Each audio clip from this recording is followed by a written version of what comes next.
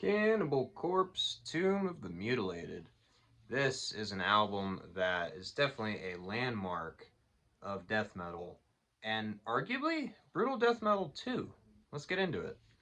This is not an official pressing from, or original pressing, as you can tell. It has the newer logo, but that's okay. This is really good. It sounds awesome, and the art is on this flat matte kind of vinyl, not glossy, but I dig it. It looks pretty sweet to me.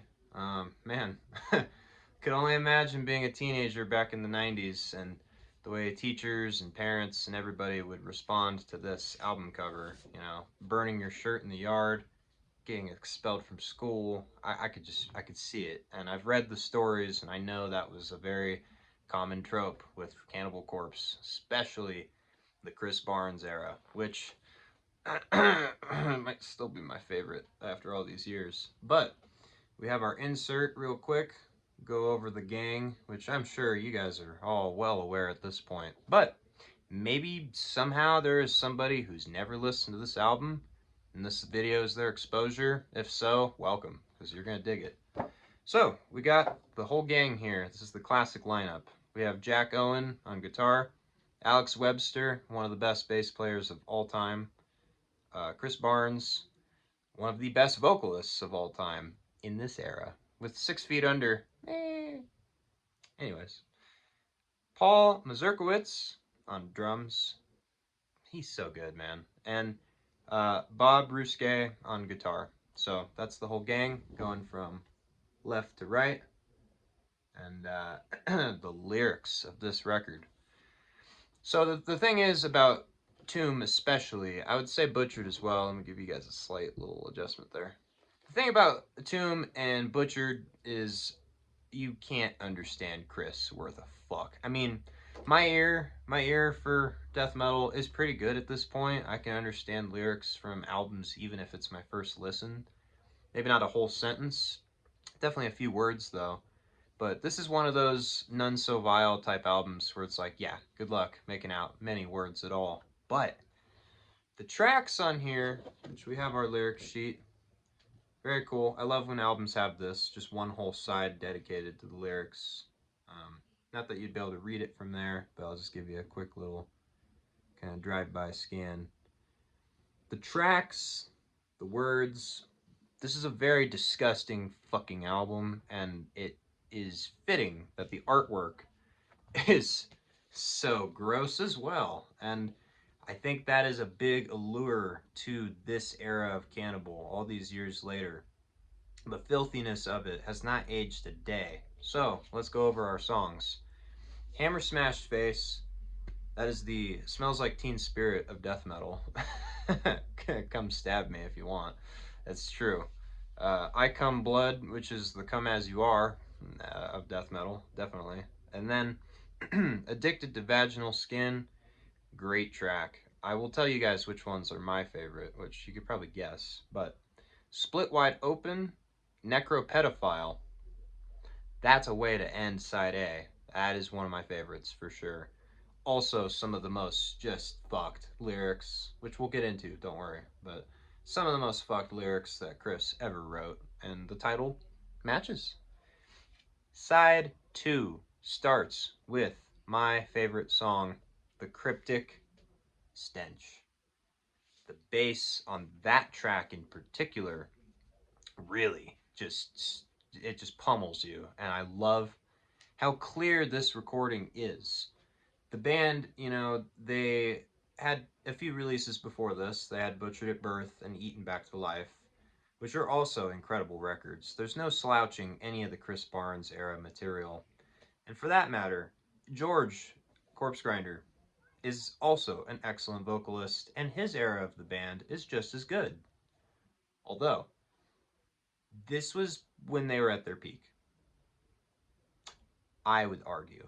At least in terms of sheer brutality and the heaviness of the production, just the thick atmosphere that this record creates hasn't aged a day. And we're talking 34 years later since Tomb released in 92.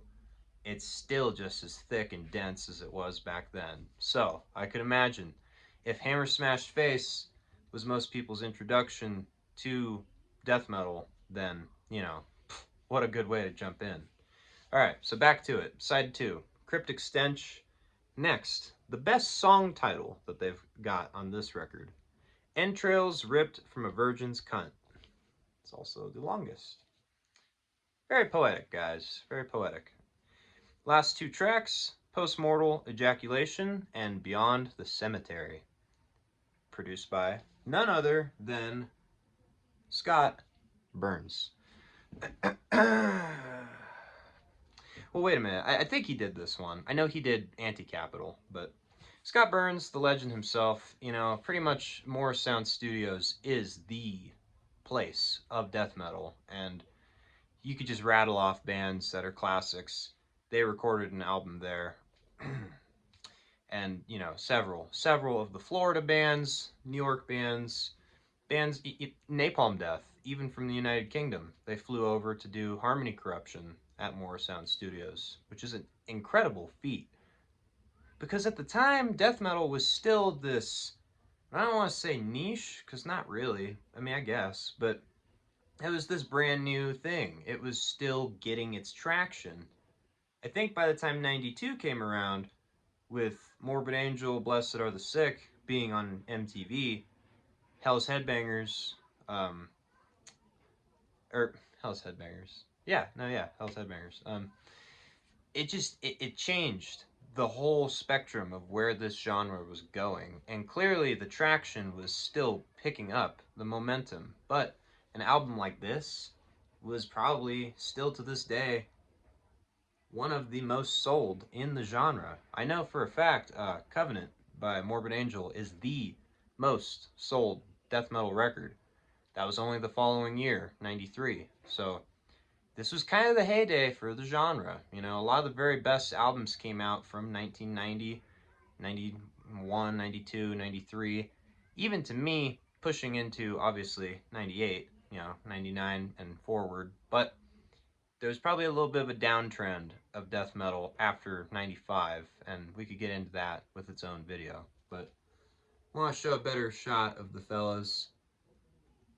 Blue jeans, man. I got a pair on myself right now. It's the look. It definitely is. It's pretty cool. Let's see what everybody's shirts are. I spot dismember. I spot dismember. Damn, dude, they're kind of hidden. It's a little hard. Carnal, I think that's carnal dissection. Right there. I want to say. The first word looks like carnal. Fucking Chris. You can't see what he's wearing at all. Unless you recognize it just off of that, which I don't. But regardless. Oh, and I never showed it, but it's just a black vinyl Metal Blade. 2016 pressing. Now there's many different reissues of this album, most of which I'm sure sound good, but I wanted the 180 thick vinyl. I wanted to make sure I wasn't fucking around on this one, because just in case, you know, it's a floppy kind of warped record, I wouldn't have been happy about that. So we're 8 minutes in. We haven't talked about the lyrics. Get to it, man. All right. Well, where do you start, really? Honestly, a lot of these songs. I'm gonna read Necropedophile. I'm gonna read that one for you. I was once a man before I transformed into this molester. Freshly deceased children, you have borne, torn by my rape. The dead are not safe. The lifeless child corpse I will violate. Need I say more? This is the type of album that was just going for the throat of the media, the press, the listener, for sure. This was not an album that was treading lightly, especially in a time where death metal was scrutinized heavily, especially for the imagery, you know. And this is the poster child of that scrutiny, for sure. This album cover and Butchered at Birth are, you know, definitely, and this one sits right next to it in the collection. Definitely the highlight of gross, wicked, violent, just, are you sure this is art? Yes, it is. Because, I mean, That's not a real photo. So first of all, yeah, it's art. It had to be drawn. But secondly, it has an artistic vision. And just because, some people might not agree with how gnarly this is, or the fact that he's eating her out and he's dead himself, his entrails are, hanging out here. You got the skull, which, your hammer smashed face. Just really cool that that's just the EP artwork, just this one little section. But this is, this is art. The whole thing, front to back. It's disgusting. And there's a good saying, I don't know where I'm stealing this from, but good art should disturb the comfortable and comfort the disturbed. I don't know where I'm pulling that from, but that's not my original thought. So, last thing to say, final takeaway from Tomb of the Mutilated. I wish it had the Chris Barnes logo. That is the only thing about this that I don't like. Because, man, when I think Cannibal Corpse, I think that Chris Barnes logo easily. And I don't have it in my collection at all because I have a newer pressing of Eaten, this, and Butchered. I don't have the Bleeding yet, but that'll come, I'm sure. So that's it for today's installment. This was a trip down classic lane because, this is probably the death metal album most people think of. And in terms of putting it in like a high ranking of the genre, it would be foolish to not include this or Butchered, either of those two, if not both, especially in terms of what shaped brutal death metal in the years to come. There you go. Here's the blueprint. And I know Effigy of the Forgotten and Human Waste was out by the time this was a thing. I'm well aware. But, you know, people were stealing concepts from this for years later and still to this day. So it's definitely a defining moment of death metal. And has it aged? Not at all. I would still jam this any day of the week. I just finished it earlier today, so there you go. Tomb of the Mutilated, my friend. Tomb of the Mutilated.